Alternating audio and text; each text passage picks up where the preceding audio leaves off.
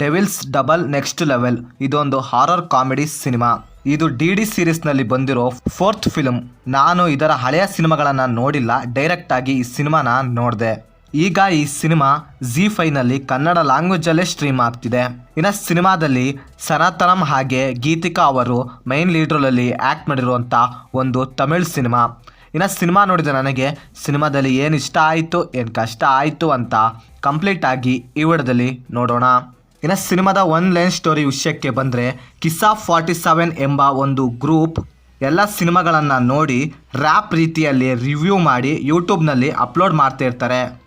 So ಇವಾಗ ಒಂದು Hitchcock ಎಂಬ ಒಂದು ಗೋಟ್ ಒಂದು ಥಿಯೇಟರ್ನಲ್ಲಿ ಡಿ ನೆಕ್ಸ್ಟ್ ಲೆವೆಲ್ ಎಂಬ ಮೂವಿನ ರಿಲೀಸ್ ಮಾಡಿ, ಅದೇ ಥರ ಮೂವಿ ರಿವ್ಯೂ ಮಾಡೋರಿಗೆಲ್ಲ ಸ್ಪೆಷಲ್ ಇನ್ವಿಟೇಷನ್ನ ಕೊಟ್ಟು ಆ ಥಿಯೇಟರ್ಗೆ ಕರೆಸಿಕೊಳ್ಳುತ್ತೆ.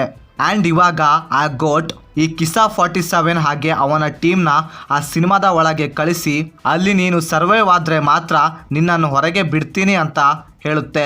ಅದು ಆಗಿಲ್ಲ ಅಂದರೆ ನೀನು ಪರ್ಮನೆಂಟಾಗಿ ಅಲ್ಲಿ ಇರಬೇಕಾಗಿ ಬರುತ್ತೆ ಅಂತ ಆ ಗೋಟ್ ಹೇಳಿಬಿಡುತ್ತೆ. ಆ್ಯಂಡ್ ಮುಂದೆ ಹೀರೋ ಅಲ್ಲಿ ಏನನ್ನೆಲ್ಲ ಮಾಡ್ತಾನೆ, ಕೊನೆಗೆ ಅವನು ಅಲ್ಲಿಂದ ಹೊರಗೆ ಬರ್ತಾನೋ ಇಲ್ವೋ ಅಂತ ನೀವು ಸಿನಿಮಾ ನೋಡಿದ್ರೆ ತಿಳ್ಕೊತೀರಾ. ಇನ್ನು ಸಿನಿಮಾದಲ್ಲಿ ನನಗೆ ಪಾಸಿಟಿವ್ ಅನಿಸಿದಂದರೆ ಇದರ ಲಿಮಿಟೆಡ್ ಕಾಮಿಡಿ ಸೀನ್ಸ್ಗಳು ಸ್ವಲ್ಪ ಮಜಾ ಕೊಡ್ತವೆ. ಹಾಗೆ ಸಿನಿಮಾದಲ್ಲಿ ಇರೋ ಕಾನ್ಸೆಪ್ಟ್ ಚೆನ್ನಾಗಿದೆ, ಆದರೆ ಅದನ್ನು ಪ್ರಾಪರ್ ಆಗಿ ಪ್ರೆಸೆಂಟ್ ಮಾಡಿಲ್ಲ. ಆ್ಯಂಡ್ ಸಿನಿಮಾದ ರೈಟಿಂಗ್ ಆಗಿ ಎಕ್ಸಿಕ್ಯೂಷನ್ ಯೂನಿಕ್ ಫೀಲ್ ಕೊಡುತ್ತೆ. ಆ್ಯಂಡ್ ಸಿನಿಮಾದ ಕೊನೆಯಲ್ಲಿ ಬರೋ ಆ ರಾಂಗ್ ಟರ್ನ್ ಸೀರೀಸ್ನ ಕಾನ್ಸೆಪ್ಟ್ ತುಂಬ ಚೆನ್ನಾಗಿ ವರ್ಕ್ ಆಯಿತು ಅಂತೀನಿ. ಹಾಗೆ ಸಿನಿಮಾದ ಫಸ್ಟ್ ಹಾಫ್ ಇದ್ದ ರೇಂಜ್ಗೆ ಸೆಕೆಂಡ್ ಹಾಫ್ ಇದ್ದಿದ್ರೆ ಈ ಸಿನಿಮಾ ಮಸ್ಟ್ ವಾಚ್ ಮೂವಿ ಆಗೋದ್ರಲ್ಲಿ ಡೌಟ್ ಇರಲಿಲ್ಲ. ಇನ್ನು ಸಿನಿಮಾದಲ್ಲಿ ಕಾಮಿಡಿನ ಹೈಲೈಟ್ ಮಾಡೋಕ್ಕೆ ಹೋಗಿ ಸೀರಿಯಸ್ ಆಗಿ ಬರೋ ಸೀನ್ಸ್ಗಳನ್ನು ಕಾಮಿಡಿಯಾಗಿ ಮಾಡಿ ಇಂಟ್ರೆಸ್ಟ್ನ ಹಾಲ್ಡ್ ಮಾಡೋಕ್ಕಿದ್ದಾರೆ. ಇನ್ನು ಸಿನಿಮಾದ ಸ್ಕ್ರೀನ್ ಪ್ಲೇ ಹಾಗೆ ಸಿನಿಮಾಟೋಗ್ರಫಿ, ಎಡಿಟಿಂಗ್, ಕಲರ್ ಗ್ರೇಡಿಂಗ್ ಹಾಗೆ BGMs ಜಸ್ಟ್ ಓಕೆ ರೇಂಜ್ಗೆ ಇದೆ. ಹಾಗೆ ಸಿನಿಮಾದ ಕನ್ನಡ ಡಬ್ಬಿಂಗ್ ಕೂಡ ಅಷ್ಟೇನು ಚೆನ್ನಾಗಿರಲಿಲ್ಲ. ಇನ್ನು ಸಿನಿಮಾದಲ್ಲಿ ನನಗೆ ನೆಗೆಟಿವ್ ಅನಿಸಿದ್ದು ಇದರ ಕಾಮಿಡಿ. ಸಿನಿಮಾದಲ್ಲಿ ಕಾಮಿಡಿ ಓವರ್ ಆಗಿ ಹಾರರ್ ಸೀನ್ಸ್ಗಳು ಹಾಗೆ ಇನ್ನು ಕೆಲವು ಸೀನ್ಸ್ಗಳು ಲಾಜಿಕ್ ಇಲ್ಲದ ಹಾಗೆ ಆಗಿಬಿಡ್ತು. ಇನ್ನು ಸಿನಿಮಾನ ಲಾಜಿಕ್ ಬಿಟ್ಟು ಕಾಮಿಡಿನ ಮೈಂಡ್ನಲ್ಲಿ ಇಟ್ಕೊಂಡು ಸಿನಿಮಾ ನೋಡಬೇಕು ಅಂತೀನಿ.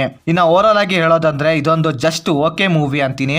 ಸಿನಿಮಾನ ಯಾವುದೇ ಎಕ್ಸ್ಪೆಕ್ಟೇಷನ್ ಜೊತೆಗೆ ನೋಡಬೇಡಿ, ಸ್ವಲ್ಪ ವರ್ಕ್ ಆಗಬಹುದು. ಇನ್ನು ಸಿನಿಮಾನ ಫ್ಯಾಮಿಲಿ ಜೊತೆ ನೋಡ್ಬೋದಾ ಅಂದರೆ ನೋಡ್ಬೋದು, ಯಾವುದೇ ಬ್ಯಾಡ್ ಸೀನ್ಸ್ ಇರೋದಿಲ್ಲ.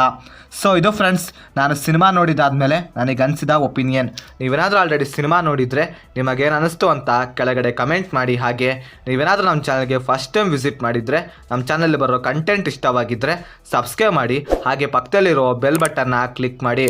ಮತ್ತೆ ಬೇರೆ ವಿಡಿಯೋದೊಂದಿಗೆ ಆದಷ್ಟು ಬೇಗ ಸಿಗುವ. By friends.